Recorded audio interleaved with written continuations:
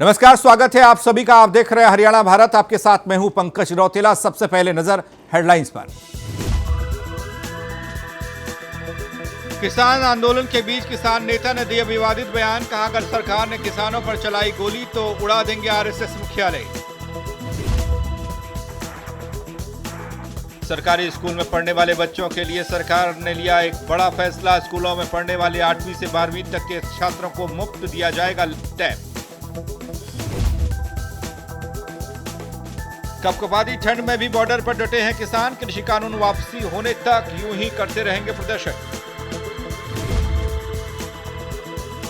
Gurugram police को मिली बड़ी कामयाबी। पुलिस ने एनकाउंटर में 2 इनामी बदमाशों को किया गिरफ्तार। और गुरुग्राम में निजी स्कूल संचालकों ने शिक्षा मंत्री को सौंपा ज्ञापन। कहा, स्कूलों में लॉकडाउन के बाद बढ़ रहा है खर्चा, सरकार दे राहत पैकेज।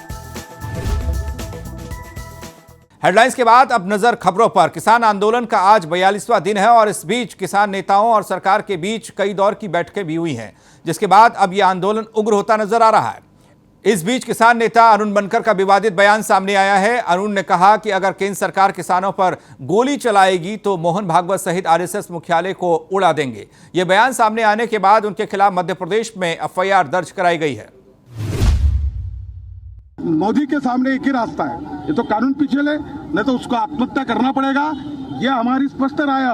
अब आपको मैं बताता, क्या वो गोली चलाएगा अगर किसानों पर तो जवान विद्रोह कर लेंगे।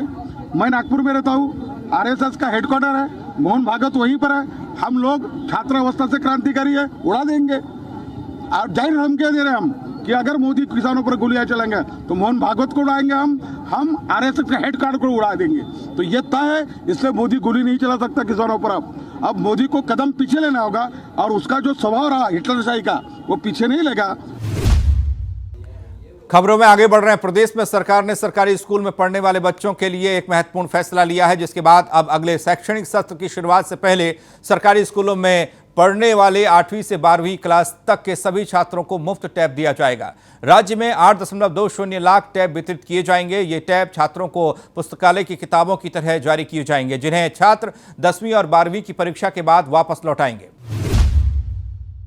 कृषि कानून के खिलाफ किसानों और सरकार के बीच गतिरोध जारी है। कपकपाती ठंड के बीच भी किसानों का प्रदर्शन चल रहा है। एक और जहां ठंड का कहर थमने का नाम नहीं ले रहा, वहीं किसान भी इस बीच ठंड में आंदोलन कर रहे हैं।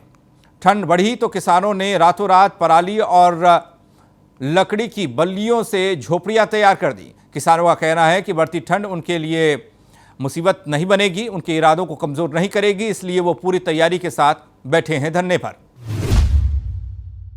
गुरुग्राम पुलिस को बड़ी कामयाबी मिली है। दरअसल देर रात भौंडसी थाना इलाके में पुलिस और बदमाशों के बीच मुठभेड़ हुई है, जिसके बाद पुलिस और बदमाशों के बीच फायरिंग में 2 बदमाशों को गोली लगी। 3 आरोपी मौके से फरार हो गए।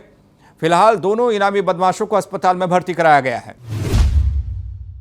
सेक्टर 39 को एक सूचना मिली थी कि कुछ बदमाश यहाँ पे हथियारों के साथ गुड़गांव में घूम रहे हैं और वो गाड़ी छीनने की फिराक में है हथियार के बल पे, और अगर उनको इंटरप्ट किया जाए तो वो काबू आ सकते हैं। जिस पे इन्होंने टीम गठित करके इंचार्ज राजकुमार सब इंस्पेक्टर के नेतृत्व में वहाँ उनके पीछे लगे और जो बताई गई गाड़ी थी उसके पीछे जब इन्होंने पीछा किया और तो उन्होंने पुलिस पे फायर कर दिया।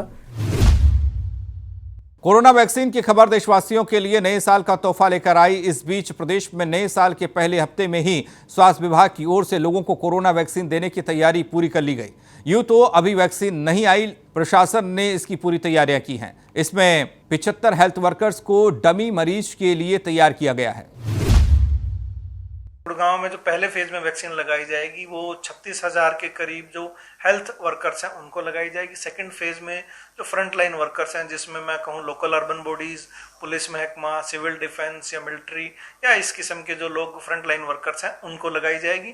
तीसरे फेज में जो 50 साल से ज़्यादा के हैं और या 50 साल से कम और जिनको कोमोर्बिड कंडीशन जैसे हाइपरटेंशन, ब्लड प्रेशर एटसेट्रा हैं उनको लगाई जाएगी। और चौथे फेज में 50 साल से कम सभी लोगों को कवर किया जाएगा।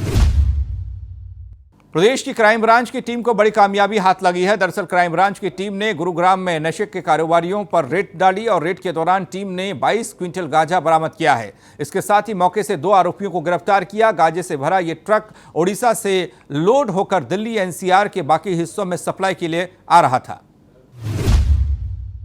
टीम को सूचना मिली थी कि कुछ लोग एक ट्रक में गांजा भर के और उड़ीसा से लेके आए हैं और वो उनको उकलाना मंडी लेके जाना है और वो पचगांव चौक के पास वहाँ खड़ा है ट्रक। अगर उसको चेक किया जाए तो उसमें नशीला पदार्थ गांजा बरामद हो सकता है। जिस सूचना पे पुलिस ने वहाँ पे उसको काबू करके और उस ट्रक को चेक किया। उसमें बिंदोड़े की जितनी बोरियां भरी थी 380 के करीब बोरियां भरी हुई थी, उसमें उनके बीच में 2230 केजी गांजा भरा हुआ था।